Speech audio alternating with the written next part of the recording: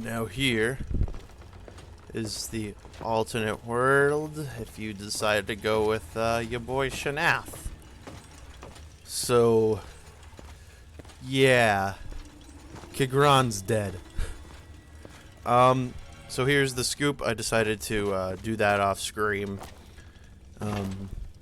Reload a save and just do it. So basically, he has you kill Melissa in addition to Yen Lu. He gives you a mud crab chitin. He goes completely insane. You go and have him activate the AHO, and then he turns on you.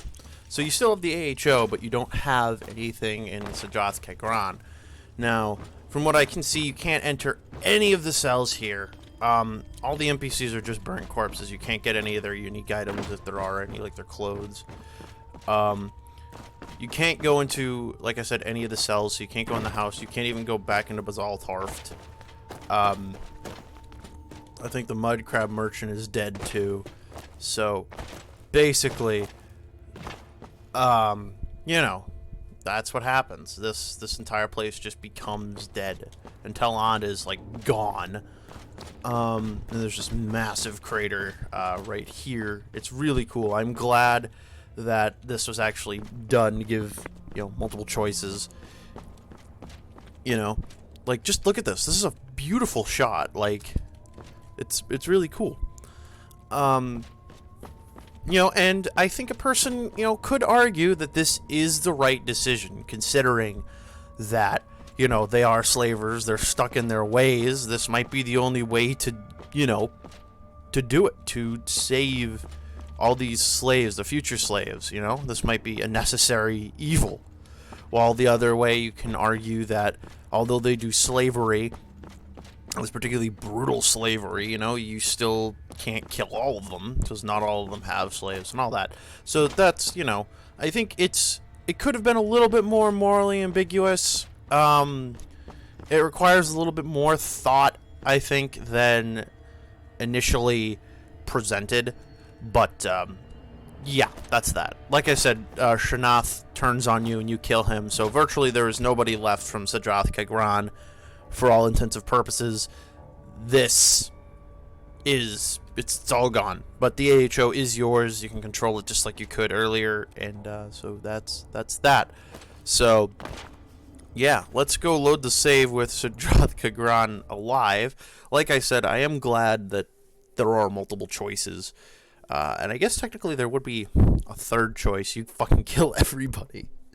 By that I mean Yen Lu and Shanath. So, yeah. It also appears we've done all the quests in this playthrough, because when I did Shanath and, you know, Sajoth Kagran died, it had it so Kagran, you know, it said what quests failed, and that was only the ring quest. So it appears we've done all the quests that are here. So that's cool. So, like I said, so that's the mod. I was pleasantly surprised. I didn't really go in here expecting much, and I got a lot out of it. So I like it. You know, this was 15 episodes, about 20-25 minutes each. That's or sorry, 15, right? 15 episodes. So, you know, 20 times 15, you do the math. That's how many roughly minutes of content there are. I'm pleasantly surprised. They said medium-sized DLC, 10 hours of gameplay. I don't really know if what you could, you know, if that's accurate. I assume it is.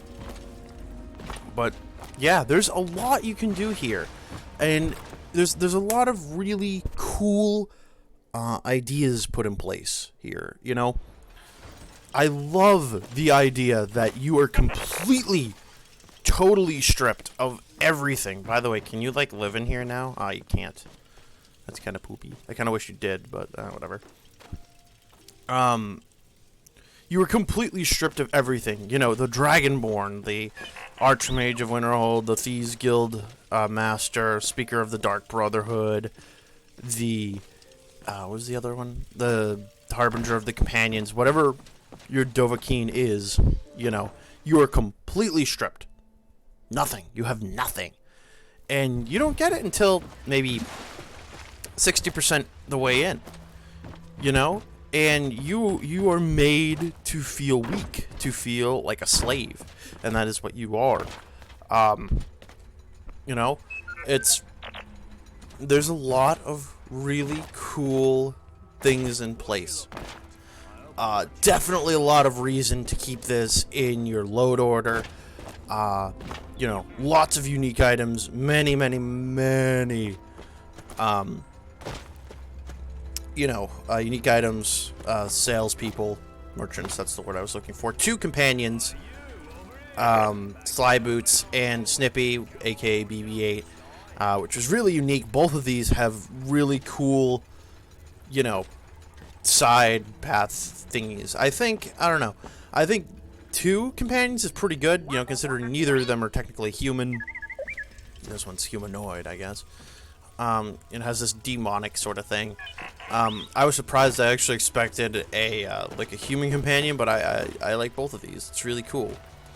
You know, you have many unique textures and meshes, unique weapons, armors. It's the whole 9 yards of really what I expect a quest mod should be. You have a dungeon delve, many unique voiced NPCs, over 20 I believe. It's all really impressive. So I mean, yeah, you get a house out of the mod. I am kind of, you know, a little bit iffy on. I like how AHO is supposed to be a Dwemer construct, and we should probably go there, huh?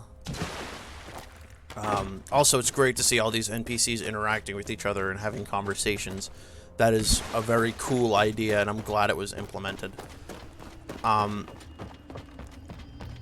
only thing I don't like about AHO, like the house that is the fact that ultimately it's just kind of there. It can only go to certain Dwemer places, which is kind of sucky. I really wish that it was in a lot more places, right? I wish you could go to the major cities in Skyrim, that being Windhelm, Solitude, Whiterun, Riften, and Markarth, but you can't. So, I mean, that's kind of crappy thing. I wish really that it had its own map marker once it was summoned somewhere, because ultimately, having it be somewhere, you know, you have to know these places off the top of your head where you can summon it, if you forget where it is. So that's kind of a shitty thing. You can use something like the Dwemer compass from Legacy of the Dragonborn to counteract that, as you can set your home there and teleport to it whenever you want to.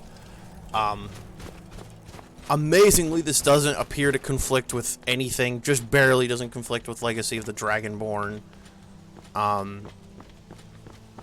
You know, these are a little big, you know, these massive, whatever they're called, I don't know, platforms. Ton of customization inside AHO itself. You know, you have really cool, you know, high-tech, you know, science fiction, technically science fantasy, things like this. You know, it's a really cool blend of the two. You know, you can bring your house to any of the major places. Let's go to Alfland. Only one bed. That's, I think, the only downside I can think of off the top of my head of this place, aside from, you know, not having a map marker and anything like that. I love the idea of portals going elsewhere. You know, like this just brings you to your larder, you know. This brings you to your crafting station. And that one brings you upstairs to everything else. You have the ability to change your face. You have a nice big bath over here. You know, it has a lot of cool effects. I don't know why, but it doesn't appear that, like, the color only slightly affects it. It only affects, like, this outer area, but not the inside. I don't know, that's kind of weird. Different effects inside the bath. Very cool. And thankfully there's an invisible wall so you don't fall down and die. It's very Tartar-esque. Like the TARDIS, rather, not Tartar. Tartarus is not a thing. So definitely reason to keep this mod. I think I will keep the mod in my load order because I think it's got a lot of cool things that it's offering. What else? Like I said, lots of custom things. 2 companions that you can keep around with you everywhere. Hey, there's Caranthier. See, that's why I brought it here, because it's so close to Caranthier, and it's... How did you respawn that quickly? Fuck you. So like I said, lots of really cool stuff. So, to the negatives... the Morag Tong, I think they really could have been expanded upon. First of all, the guards, just in general, are very one-dimensional. I was thinking about this. On one hand, they are very unique, right? Every guard has their own unique name, you know, but on the other hand, they don't really talk to you. They say, "What now? What now, Anwa? Get away from me, Anwa." Stuff like that. You know, and although that's not bad, they need a little bit more dimension to them. Just having them be this entity that just exists and doesn't really acknowledge your existence is kind of, I don't know, I'm not a fan of that. So it was done good in one way, and poorly done in another. That's just what I think in that regard. It's not a huge thing, but yeah. The Morag Tong should have probably been expanded a little bit more, in the sense that, you know, although you get 1 kill order, essentially, from them, you know, I think it could have been better to even expand upon it, add a few NPCs into the world that the Tong has you go and kill. You could become a member of the Tong. I know that's obviously not the purpose of this mod, but I just think having the Tong there and only having 1 specific aspect of them, you know, be there is just kind of, I don't know. I'm not a fan of that. But it could have been expanded upon, but it wasn't horrible in its inception, so I still appreciate it. I wish you could kind of take over Shanath's house. You can really do that with a console set ownership and just do it that way. Not a huge deal.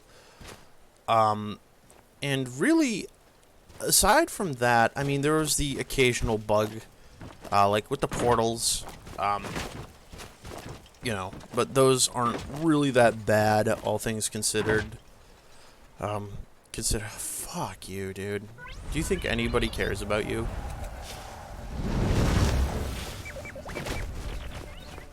You know, the portals... I really just don't want to do this. Can you just, like, fuck off?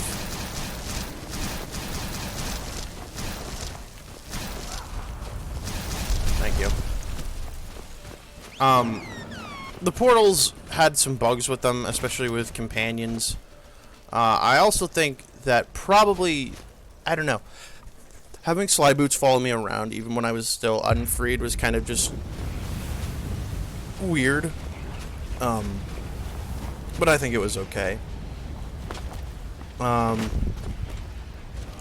So, like I said, a lot of really cool concepts put in place, and the mod is really just good. I like it a lot. Massive dungeon delve. Makes you feel weak. And, you know, you get 2 companions, Meshes and Texture's house. It's all pretty good. I really can't think of too many negative things aside from those that I've listed. I would check the the link in the description, or not the link, whatever it is, the description. Yeah, it's English. I might have thought of something later on, but it's really good. In terms of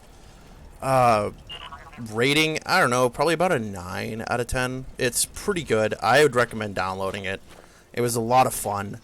You know, medium-sized DLC. A lot of work was put into it. Like I said in the first episode, you can go download this for the Special Edition, PS4, Xbox One, or 32-bit, aka Legendary Edition.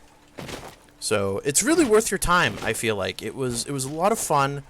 You know, multiple choices in some of the quests. Kind of open-ended. You know, you get a house out of it. It's all pretty good, I would say. I would say go and pick it up. Link in the description for the Legendary Edition. I might also just throw the Special Edition link in there for anybody who cares. But, yeah, like I said, you know, check it out. Highly recommend it. Just got a few errors, or not errors, problems here and there, but these aren't mod breaking. They don't piss me off. So, yeah. So thank you all for watching. You know, it was a great blast of fun. So next time, thank you all for watching.